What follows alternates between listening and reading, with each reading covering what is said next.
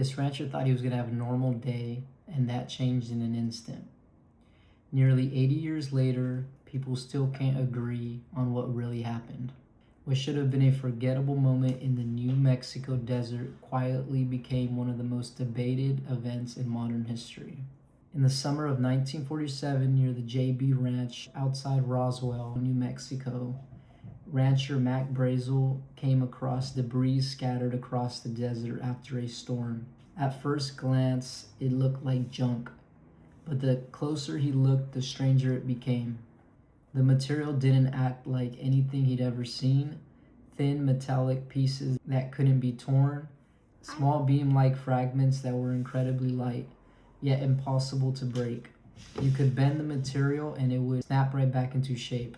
Brazel couldn't understand what he was looking at, and eventually he realized this wasn't something he could just ignore. So he brought it to the attention of the military. Personnel from Roswell Army Airfield were sent out to investigate the debris, including intelligence officer Jesse Marcel, who examined the material alongside Brazel.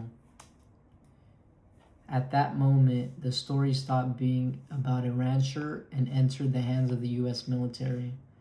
And what came next shocked the world.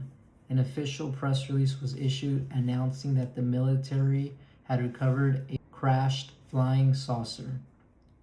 For a brief moment, it seemed like history had just been made. But almost immediately, the military did a complete 180. The original claim was walked back, and the story changed drastically. From a crashed saucer to nothing more than a regular weather balloon. The speed of that reversal raised questions. Why announce a flying disc in the first place, and why walk it back so quickly? It was apparent something wasn't right, and that feeling wasn't just going to go away. As time passed, the gaps in the story became more obvious. The weather balloon explanation felt unsatisfying, even frustrating, especially when it didn't line up with earlier descriptions or witness testimony. With the official narrative constantly shifting, first-hand accounts began to feel more magnetic, pulling people toward other explanations. People grew unsure of what the ground truth was and whether they could trust the government at all. The lack of answers caused questions to multiply fast.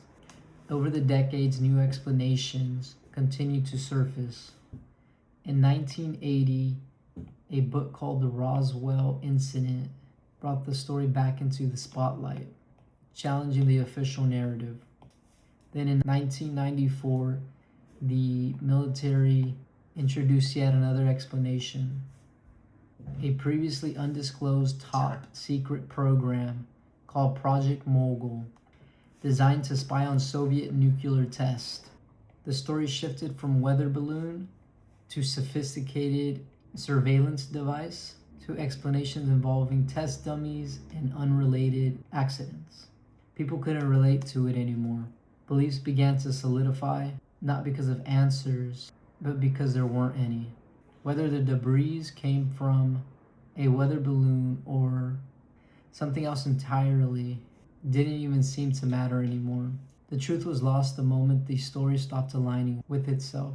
What started as a single discovery just miles from Roswell became something much bigger, a mystery that never fully resolved, and that's why all these years later, the Roswell incident still lives on, not as a confirmed event, but as a question that never went away.